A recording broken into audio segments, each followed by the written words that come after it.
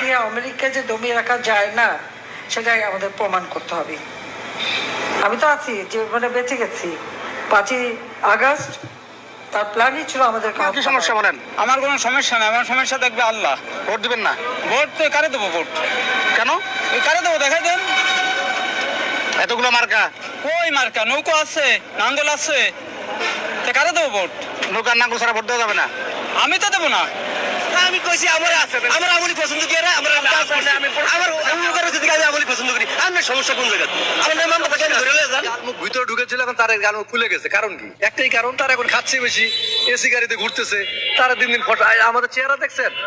আমি ফর্সা মানুষ কালো হয়ে গেছি রোদে ঘুরতে ঘুরতে। এখন কারো বিপক্ষে কথা বলা যায়? আমি এখান থেকে যেতে পারবো না, তার কোনো গ্যারান্টি নেই। বৈষম্য বিরোধী ছাত্ররা এসে আমাকে ধরতেও পারে। আসলে যেদিন হচ্ছে গিয়ে দেশ থেকে আমাদের প্রায় শতবর্ষী নেত্রীকে মানে অপমান অপদস্থ করে মানে আমরা রাস্তায় বের করে দিয়েছি, ওই দিনই আসলে দেশের সম্মান কমে গেছে।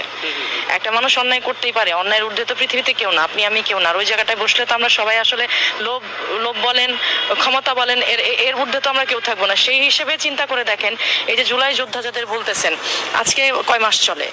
ওই ওই ওই ওই জুন বা জুলাই থেকে এই পর্যন্ত কত, 1 বছর হয়তো বা 1 বছর 1-2 মাস এরকম হবে, কয়েকশো কোটি টাকার মালিক তারা হয়ে গেছে। সেই জায়গায় উনি 16টা বছর, তো সেই তুলনায় তো তাকে ভালো বলতে হয়। অবশ্যই একটা দিক ভালো হয়েছে, সেটা হচ্ছে গিয়ে যে আমরা আসলে দাঁত থাকতে দাঁতের মর্ম বুঝি না, তো উনি থাকতে তো আসলে মর্ম বুঝিনি।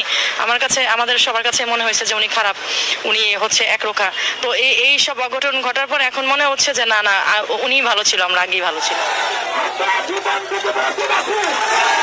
আমরা এই দেশকে আবার স্বাধীন করবো, এই দেশকে আবার আমাদের গঠন করবো। ইনশাআল্লাহ এই দেশে আবার জনগণ ফিরে আসবে, শেখ হাসিনা আবার এই বাংলাদেশে ফিরে আসবে। আমরা শেখ হাসিনার সৈনিক, আমরা বঙ্গবন্ধুর সৈনিক। প্যানেলকে আছে রে,